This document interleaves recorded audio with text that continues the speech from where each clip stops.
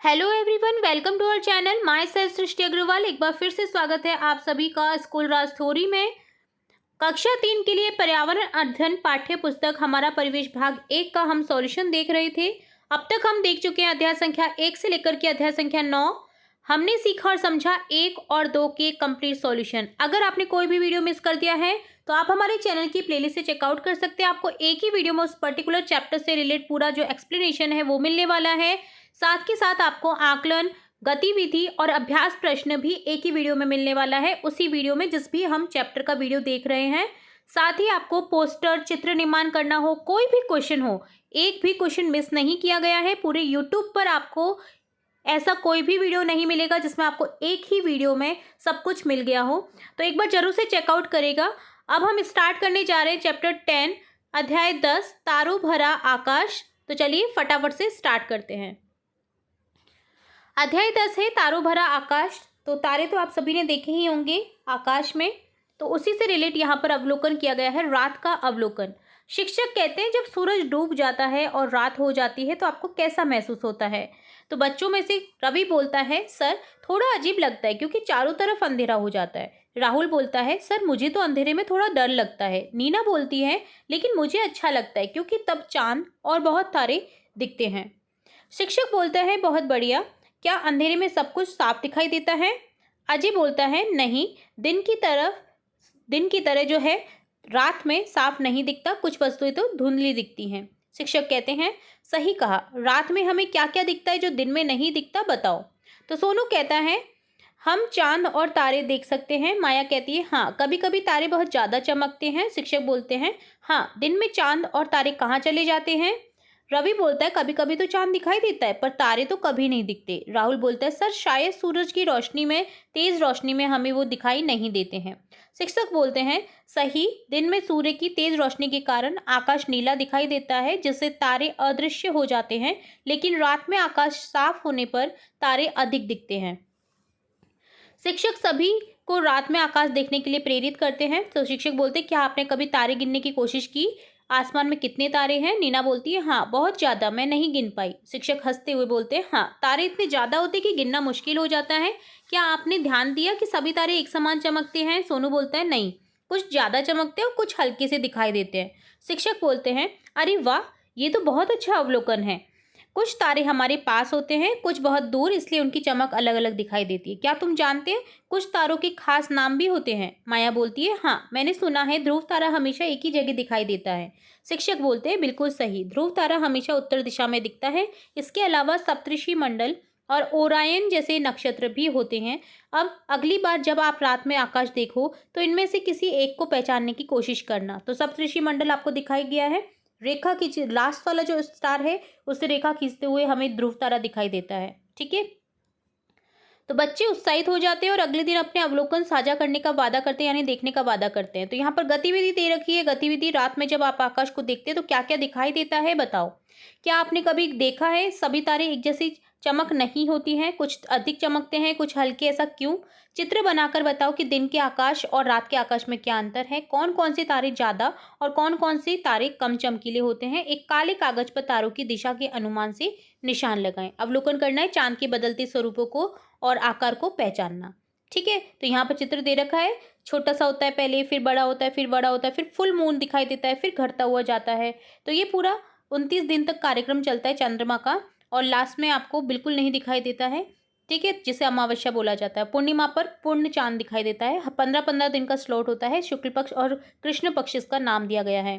तो देखिए, हम सबसे पहले आंसर देखेंगे, रात में जब आप आकाश को देखते हैं तो क्या क्या दिखाई देता है। तो आंसर हो जाएगा, रात में जब हम आकाश को देखते हैं तो हमें बहुत सारे तारे दिखाई देते हैं। कुछ तारे तेज चमकते हैं, कुछ हल्के दिखाई देते हैं। ध्रुव तारा हमेशा उत्तर दिशा में एक ही जगह पर दिखाई देता है। इसके अलावा सप्तऋषि मंडल और ओरायन जैसे नक्षत्र भी आकाश में दिखते हैं। संक्षिप्त में हम कह सकते हैं कि रात में हमें तारे बहुत सारे, कुछ तारे तेज, कुछ हल्के दिखाई देते हैं। ध्रुव तारा हमेशा उत्तर दिशा में स्थिर होता है। सप्तऋषि मंडल दिखाई देता है, ओरायन नक्षत्र भी दिखाई देता है। क्या आपने कभी देखा कि सभी तारे एक जैसी चमक के नहीं होते हैं, कुछ अधिक चमकीले, कुछ हल्के दिखाई देते हैं, ऐसा क्यों। तो सभी तारे एक जैसे आकार, दूरी और प्रकाश वाले नहीं होते हैं। जो तारे पास होते हैं ज़्यादा चमकीले दिखते हैं और जो तारे दूर होते हैं वे हल्के दिखते हैं। चित्र बनाकर बताओ कि दिन के आकाश और रात के आकाश में क्या अंतर है। तो दिन के आकाश देखिए नीला दिखता है, उसमें सूर्य दिखाई देता है, तारे दिखाई नहीं देते हैं। रात के आकाश में काला या गहरा नीला दिखता है, इसमें बहुत सारे तारे, चांद और नक्षत्र दिखाई देते हैं। तो दिन के आकाश और रात के आकाश का हम अगर चित्र बना करके देखें तो एक कॉमिक वे में मैंने आपको यहाँ पर बताने की कोशिश की ताकि आप समझ पाएँ। जिसमें दो बच्चे हैं, एक दिन में बोल रहा है सूरज की रोशनी बहुत मज़ा आया। तो देखिए सूरज दिखाई देता है, नीला आसमान दिखाई दे रहा है, क्लाउड्स दिखाई दे रहे हैं, सफ़ेद बादल। रात का आकाश देखिए इस तरह से दिखाई देता है जिसमें आपको तारे दिखाई देते हैं, चंद्रमा दिखाई देता है। ठीक है, तो इस तरह से आप एक चित्र बना सकते हैं। कौन कौन से तारे ज़्यादा और कौन कौन से कम चमकीले होते हैं। तो ज़्यादा चमकीले तारों में ध्रुव तारा, सीरियस जिसे डॉग स्टार भी कहा जाता है, सप्तर्षि मंडल के कुछ तारे होते हैं। कम चमकीले वे जो बहुत दूर हैं, हल्के प्रकाश होते हैं। तो अवलोकन यहाँ पर आपको अब अगले क्वेश्चन में आपको अवलोकन करना था जिसमें चांद का आकार रोज बदलता है, कभी वह छोटा दिखता है अमावस्या के पास आता है जैसे, और कभी पूरा गोल दिखता है पूर्णिमा पे। तो इन बदलते तारों को आकारों को चंद्रमा की कलाएं कहते हैं। जो ये चंद्रमा की जो आकार हैं वो बदलते रहते हैं, इन्हें कहा जाता है चंद्रमा की कलाएं। तो इसे आपको शो करना है, तो इस तरह से आप कलाओं को शो कर सकते हैं। देखिए सूरज की रोशनी, सूरज आ रहा है और यहाँ पर हमारी पृथ्वी है। तो कब कब अंधेरा होता है वो आप समझ सकते हैं कि कब कब अंधेरा होता है, कब कब रोशनी होती है। तो देखिए बढ़ता हुआ अर्धचंद्र, पहले तो देखिए अमावस्या आप देखिए ध्यान से, पूरा आपका जो चांद है वो छुप जाता है और फिर उसके बाद में बढ़ता हुआ अर्धचंद्र फिर आधा हो जाता है, तिमाही पर चंद्रमा इस तरह से दिखाई देता है। बढ़ता हुआ अर्धचंद्र फिर देखिए थोड़ा गोल होता है, फिर पूरा गोल होता है पूर्णिमा पर, घटता हुआ फिर उसके बाद में घटना स्टार्ट करता है। अंतिम तिमाही का चंद्रमा इस तरह से होता है और ढलता हुआ अर्धचंद्र फिर अमावस्या आ जाती है। तो ये पूरा अवलोकन आपको करना था, चित्र सहित आपको दर्शाना है अपनी नोटबुक में। तो इसमें देखिए आपको फ्रेजेस दिखाई दे रहे हैं, प्रथम चतुर्थांश चंद्रमा, ठीक है, गिब्स चंद्रमा, अर्धचंद्र, पूर्णिमा, अमावस्या। तो इस तरह से ये चंद्रमा की कलाएं होती हैं। ठीक है, अब संक्षिप्त में आप कह सकते हैं कि सभी तारे एक जैसे नहीं चमकते हैं, उनकी दूरी आकार अलग अलग होते हैं, दिन और रात के आकाश में अंतर होता है बड़ा। कुछ तारे अधिक चमकीले, कुछ कम चमकीले होते हैं और चांद का आकार बदलता रहता है जिसे देखकर हम उसकी कलाएं पहचान सकते हैं। तो चारों ही क्वेश्चन के आंसर देख लिए हमने। अगला है आपका क्रियाविधि, जिसमें अगेन 4 क्वेश्चन पूछे गए हैं। बच्चों आप एक सप्ताह तक चांद को देखिए, जैसा दिखता है वैसा चित्र अपनी नोटबुक में बनाएं। एक सप्ताह तक आपको अवलोकन करना है। एक सारणी बनाएं जिसमें चंद्रमा के अलग अलग दिन के रूप में दर्शाए जाए, जैसे देखने का समय लगभग एक ही रखें, जैसे 9:30 या 10 बजे आप देख रहे हैं रात को। अपने द्वारा बनाई गई चंद्रमा की बदलती आकृतियों के चित्रों को रंग भर करके दर्शाइए। एक सप्ताह बाद इस प्रक्रिया को पूरे माह तक कीजिए। ठीक है, एक सप्ताह बाद आप पूरे माह तक करिए। तो देखिए अवलोकन और चित्र इस तरह से आपको करना है कि विद्यार्थी जो है प्रतिदिन, आप सभी लोग जो भी अवलोकन कर रहे हैं, प्रतिदिन रात को लगभग एक ही समय चूज करें, या तो 9:30 बजे देख रहे हैं या फिर 10 बजे चंद्रमा का अवलोकन करें।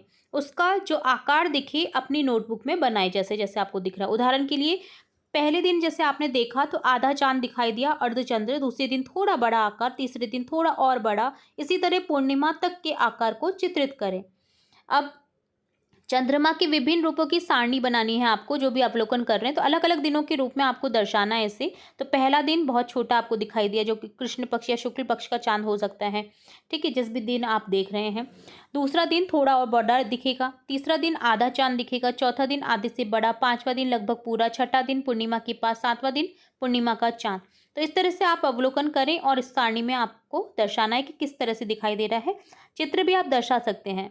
चंद्रमा की बदलती आकृतियों को रंगना। अब क्या करना है, अपनी नोटबुक में बनाए गए चंद्रमा के चित्रों में सफेद रंग भरें। चित्र के चारों ओर का आकाश काले रंग से भरें ताकि चंद्रमा की आकृतियां स्पष्ट रूप से दिखाई दे। पूरे माह तक आपको अवलोकन करना है। एक सप्ताह के अवलोकन के बाद इस प्रक्रिया को पूरे माह तक जारी रखना है। पूरे माह के अवलोकन के बाद आपको चंद्रमा की 15 कलाएं, अमावस्या से पूर्णिमा और फिर घटता हुआ चांद दिखाई देगा। तो आपको इस तरह से नोटबुक में नोट करना है ताकि आप अच्छे से समझ पाएँ। कलर भर करके चंद्रमा की जो कलाएं हैं, आपने देखा थोड़ा बड़ा हुआ, फिर इतना हुआ, फिर इतना हुआ। आपको गोल चंद्रमा बनाना है, फिर आपको कैसी शेप दिख रही है उसमें उस तरह से शेप कर लीजिए उसको। तो ये पूरी आपको कलाएं दिखाई देंगी जब आप देखेंगे, अवलोकन करेंगे। तो इस तरह से चित्र में आप दर्शा सकते हैं। ठीक है। अब यहाँ पर आपको एक सारणी भी दी गई थी जिसमें आपको देखिए 7वें दिन कैसा दिखा, तो आधा चांद दिखाई दिया, तो आधी चांद का इस तरह से चित्र बना देंगे। कुछ धब्बे भी दिखाई दे रहे हैं, आप देखिएगा यहाँ पर। देखिए आप जब ध्यान से देखेंगे कभी भी चंद्रमा को जब वो पूर्ण होता है तो आप देखेंगे उसमें छोटे छोटे धब्बे दिखाई देते हैं काले रंग के, तो आप उसे शो कर सकते हैं। 14वें या 15वें दिन जब पूर्णिमा यानी पूरा चांद दिखाई देता है तो आप इस तरह से चांद को बना देंगे। हल्का सुनहरा भी दिखाई देता है कई बार, तो आप उसे भी इस कलर से दर्शा सकते हैं। ठीक है। 29वें या 30वें दिन आपको अमावस्या यानी चांद दिखाई नहीं देता है तो वो इस तरह से हो जाता है कुछ, तो इस तरह से हम काला बना देंगे इसको। ठीक है। तो यह आपको अवलोकन करना था चांद का रूप और चित्र के साथ। अब है आपका अभ्यास कार्य, जिसमें कक्षा में चर्चा कीजिए कि चंद्रमा की आकृति हर दिन क्यों बदलती है, पूर्णिमा अमावस्या में क्या अंतर होता है, सप्तऋषि के बारे में अपने शिक्षक से चर्चा कीजिए। तो चंद्रमा की आकृति हर दिन क्यों बदलती है, तो आंसर हो जाएगा चंद्रमा अपनी रोशनी स्वयं नहीं देता, वह सूर्य की प्रकाश को परावर्तित करता है। जो चंद्रमा हमें दिखाई दे रहा है ना, वो उसका खुद का प्रकाश नहीं है, वो सूर्य की प्रकाश से ही चमकता हुआ दिखाई देता है। तो पृथ्वी सूर्य और चंद्रमा के बीच घूमती है, इसलिए पृथ्वी से दिखाई देने वाला प्रकाशित भाग प्रतिदिन बदलता है। ठीक है। इसी कारण चंद्रमा की आकृति भी बदलती है, क्योंकि पृथ्वी जो है ना वो घूमती रहती है। ठीक है। सूर्य और चंद्रमा के बीच, तो जब पृथ्वी आ जाती है सामने सूर्य और चंद्रमा के बीच, तो चंद्रमा की जो आकृति है वो चेंज हो जाती है। ठीक है। पूर्णिमा और अमावस्या में क्या अंतर होता है, तो पूर्णिमा उस दिन चांद पूरा गोल दिखाई देता है क्योंकि सूर्य की पूरी रोशनी उस पर पड़ती है, इसलिए गोल दिखाई देता है। अमावस्या उस दिन चांद बिल्कुल दिखाई नहीं देता क्योंकि सूर्य और चंद्रमा लगभग एक ही दिशा में होते हैं, सूर्य का प्रकाश हमें चांद की ओर से नहीं मिलता। अगला क्वेश्चन है सप्तऋषि के बारे में अपने शिक्षक से चर्चा कीजिए। तो सप्तऋषि मंडल 7 तारों का समूह है। यह आकाश में कड़ी अर्थात डोलची के आकार जैसा दिखता है। इसे देख करके आप ध्रुव तारे को पहचान सकते हैं, पहचानना आसान हो जाता है। तो हम देखेंगे सप्तऋषि को भी समझेंगे कि कैसे बना होता है। पहले हम समझते कुछ बनाइए, जिसमें आपको क्वेश्चन दे रखा है कुछ बनाने से रिलेट, जिसमें काले चार्ट पेपर पर एल्यूमिनियम फॉइल चमकीले कागज से चांद और तारे बनाने हैं। आपको काला चार्ट पेपर लेना है और एल्यूमिनियम जो फॉइल होता है जिसमें हम रैप करते हैं किसी भी चीज़ को, हालांकि रैप नहीं करना चाहिए रोटियों को, पूरियों को, तो जो वो कागज होता है चमकीला उससे आपको फिल करना है काले चार्ट पेपर पर चांद और तारों को। तो रुई के बादल, अगले दृश्य में आपको रुई के बादल जोड़ करके एक दृश्य बनाना है। रुई के बादल बीच बीच में दिख रहे हैं। ठीक है। बच्चों से चांद के अलग अलग रूप, जैसे अमावस्या पर कैसा दिखाई देता है, पूर्णिमा पर, अर्धचंद्र, तो बनाने को कहिए। मोबाइल फोन से लिए गए पूर्णिमा के चांद की फोटो, पूर्णिमा का चांद होना चाहिए जो मोबाइल फोन से आप ले रहे हैं, तो इसे आप ध्यान से देखें। आप इसमें अपने जो टीचर है उसकी हेल्प ले सकते हैं। उसमें दिखाई देने वाली विशेषताओं को पहचानने की कोशिश करें कि आपको कुछ धब्बे दिखाई दे रहे हैं क्या, है ना। तो क्या आप चांद की सतह पर कुछ निशान, धब्बे, कोई आकृति देख सकते हैं, ये आपको देखना है। तो मोबाइल से इसका पिक लेना है आपको पूर्णिमा के चांद का और फिर देखना है उसमें। अपने अवलोकन के आधार पर चांद का चित्र बनाना है और फिर उस चांद का चित्र बना करके आपको उसकी महत्वपूर्ण विशेषताएं लिखनी है। तो सबसे पहले तो हम काले चार्ट पेपर पर इस तरह से एल्यूमिनियम फॉइल लगा करके चांद तारों को दर्शा देंगे। देन हमें देखिए रुई के बादल दर्शाने थे, तो आप इस तरह से दर्शा सकते हैं। देन हमें चंद्रकलाएं दर्शानी है। ठीक है। छोटी बड़ी, अमावस्या, पूर्ण चंद्र जो होता है, तो चंद्रकलाएं आप इस तरह से अपनी नोटबुक में दर्शा सकते हैं। ठीक है। पूर्ण चांद, ठीक है, अमावस्या का, तो इस तरह से आप दर्शा सकते हैं। अब देखिए इसमें कुछ जो कलाएं हैं वो आप समझ सकते हैं, जैसे चंद्रमा की कलाएं होती हैं जो कि बढ़ता हुआ गिब्स जिसको बोलते हैं चंद्रमा, और बढ़ता हुआ अर्धचंद्र, फिर पूर्णिमा आती है, फिर अमावस्या, तो आप इसको घटता हुआ गिब्स या अंतिम चतुर्थांश या घटता हुआ अर्धचंद्र, तो इस तरह से आप देख सकते हैं, पूरी कला को समझ सकते हैं। अब देखिए मोबाइल फ़ोन का यूज़ करके हम जब चांद का पिक लेते हैं ना, तो हमें कुछ इस तरह से दिखाई देता है चांद। ठीक है। हो सकता है आपको हल्का सा सुनहरा भी दिखाई दे, तो जैसा आपके फ़ोन में पिक आया है उसको आपको ध्यान से देखना है, उसकी कलाकृति को अपनी नोटबुक में नोट करना है। अब आप इससे क्या समझे वो आपको बताना है, अपने अवलोकन के आधार पर बताना है कि चांद की फ़ोटो में आपको कौन कौन सी विशेषताएं दिखाई दी। क्या चांद की सतह पूरी तरह चिकनी दिखाई दे रही है, उस पर कोई निशान, गड्ढे नजर आ रहे हैं, यदि आज अमावस्या है तो कल चांद कैसा दिखेगा। पहले तो इस अवलोकन का आंसर देखेंगे और आपको मानना है कि अगर अमावस्या है तो चांद अगले दिन कैसा दिखेगा, अमावस्या के अगले दिन। तो देखिए चांद की फोटो में आपको कौन कौन सी विशेषता दिखाई दी। चांद की सतह पर धब्बे, गड्ढे, काले से निशान, ऊंच नीच दिखाई दी। क्या चांद की सतह पूरी तरह से चिकनी दिखाई दे रही है, उस पर कोई निशान गड्ढे नजर आ रहे हैं? तो चांद की सतह पूरी तरह चिकनी नहीं है, उस पर गड्ढे और धब्बे नजर आते हैं। यदि आज अमावस्या है तो कल चांद कैसा दिखेगा? तो अमावस्या के अगले दिन बहुत छोटा और पतला चांद दिखाई देगा, जिसे शुक्ल पक्ष का प्रथम चंद्र कहते हैं, जो कि कुछ इस तरह से दिखाई देगा। आपको हल्का सा चंद्रयुक्त आपको दिखाई देगा, हल्का सा। ठीक है, तो आप महसूस कर सकते हैं इससे अगले दिन जब आप देखेंगे तो इस तरह से आपको इसका अवलोकन करना था। अब देखिए आपको परियोजना कार्य करना है, जिसमें आपको कहा गया है कि ध्रुव तारे की पहचान कैसे की जा सकती है, इसके बारे में अपने परिवार से पता करें, कक्षा में फिर उसे समझाएं। यदि आपको चंद्रमा की बदलती रूपों के बारे में बताना हो तो कैसे समझाएंगे, इसके बारे में कक्षा में बताएं। चमकीले तारों के नाम और उनकी पहचान। तो ध्रुव तारे की पहचान कैसे की जा सकती है? तो ध्रुव तारा हमेशा उत्तर दिशा में स्थिर रहता है। सप्तऋषि मंडल देख करके उसकी सीधी रेखा बढ़ाने पर ध्रुव तारा आसानी से पहचाना जा सकता है। यदि आपको चंद्रमा के बदलते रूपों को रूप बारे में बताना हो तो आप कैसे समझाएंगे? तो मैं समझाऊंगा, ये समझाऊंगी कि चांद का आकार हर दिन बदलता है, क्योंकि पृथ्वी के घूमने और सूर्य की रोशनी पड़ने का भाग बदलता रहता है। अमावस्या से शुरू होकर चांद धीरे धीरे बड़ा होता है। 15वें दिन पूर्णिमा को पूरा गोल दिखता है, फिर घटते घटते अगली अमावस्या तक छोटा हो जाता है। तो चमकीले तारों के, अभी हम पिक के द्वारा भी इसे समझेंगे। तो सबसे पहले हम देख लेते हैं चमकीले तारों के नाम और उनकी पहचान। तो चमकीले तारों में देखिए ध्रुव तारा हमेशा उत्तर दिशा में स्थित होता है। सीरियस सबसे चमकीला तारा होता है। सप्तऋषि मंडल 7 तारों का समूह। ओरायन क्षेत्र नक्षत्र, शिकार करने वाला शिकारी जैसा आकार रहता है ओरायन नक्षत्र का। तो आप देख सकते हैं यहाँ पर ध्रुव तारे की पहचान कैसे कर सकते हैं, और सप्तऋषि मंडल जो है वो आपको कैसे दिखाई देगा। तो इस तरह से आपको दिखाई देगा सप्तऋषि मंडल, और सीधी रेखा खींचने पर आपको ध्रुव तारा उत्तर की ओर दिखाई देगा। तो आप देख सकते हैं इसका सप्तऋषि का बड़ा रूप, ये है छोटा रूप, और किस तरह से आप ध्रुव तारे को देख सकते हैं वो भी आपको दिखाई दे रहा है। ठीक है, तो ये आपका चमकीले तारों का समूह है, एक तरह से सप्तऋषि मंडल और ध्रुव तारे का। अब देखिए ध्रुव तारे के बारे में कुछ यहाँ पर भी विशेषता दी गई हैं इस चैप्टर के तहत भी, तो देख लेते हैं हम इन्हें भी। ये तारा हमेशा उत्तर दिशा में दिखाई देता है, इसे सीधा तारा भी कहते हैं क्योंकि यह अपनी जगह स्थिर रहता है। पुराने समय में लोग इसे देखकर दिशा पहचानते थे कि भाई उत्तर कहाँ है, जहाँ पर ध्रुव तारा दिखाई दे रहा है वहाँ पर उत्तर है। सप्तऋषि मंडल क्या होता है? तो ये 7 तारों का समूह है जो आकाश में एक चमकीली आकृति बनाता है, जिसे हिंडोला या खच्चर रथ भी कहा जाता है। आप अगर ध्यान से देखेंगे तो रथ की शेप में ये दिखाई दे रहा है। ठीक है, खच्चर रथ की जैसे, तो इसका नाम खच्चर रथ भी कहा जाता है और हिंडोला भी कहा जाता है। अब लास्ट में देखिए दादी की पहेली है, जिसे आप देख सकते हैं, जो कि है बिन बताए रात को आते हैं, दिन में गायब हो जाते हैं, बताओ तो क्या है? ये है तारे। ठीक है, तो इस तरह से आपका डन होता है कंप्लीट चैप्टर। और आप देखिए चंद्रमा के बदलते रूपों को भी देख सकते हैं, जो कि मैंने कई बार हर क्वेश्चन में बताने की कोशिश की है। तो आप कोई सा भी चित्र लेकर के आप इसे समझ सकते हैं। ठीक है, तो सभी क्वेश्चन के आंसर्स हमने देख लिए हैं। ये देखिए आप इस तरह से अपनी नोटबुक में देख सकते हैं इस वाले को, ताकि आपको अच्छे से समझ आ जाए कि किस रूप में कैसे चंद्रमा बदलता है और कब कब क्या क्या शेप रहती है।